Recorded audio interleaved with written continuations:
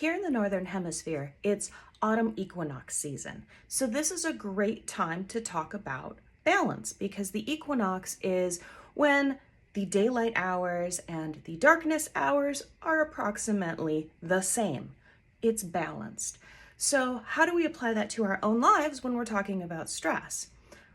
Well, a lot of times because we live in a society that's productivity based and action oriented and has normalized exhaustion, when we talk about balance, it often is in terms of adding more in. Why do people have such a hard time with self-care? Because it's one more thing to add to their list. But what if balance doesn't mean equal? If you are giving 100% at work because work's really busy, that does not mean that you have to somehow dig up another 100% to give to your personal life for it to be balanced. No, that's over budgeting by 100%.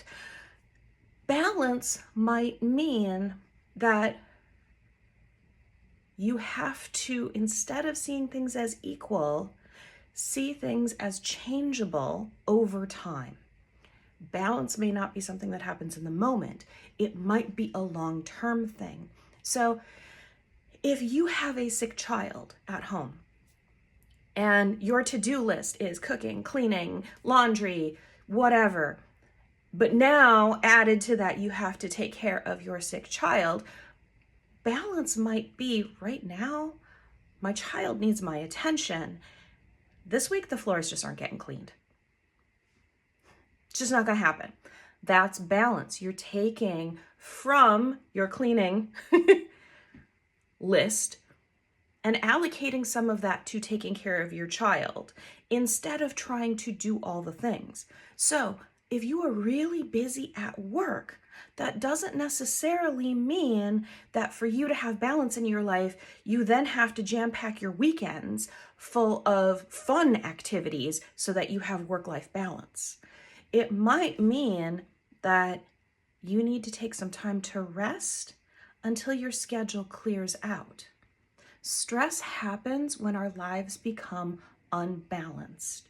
So in this season of balance, think about where in your life, maybe you've got some areas that could use some give or take.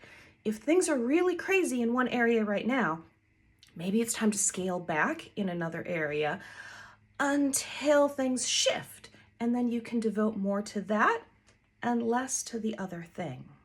So think about balance in another way. It's not about productivity. It's not about adding more. How can I get more into my life? It's about you've got 100%.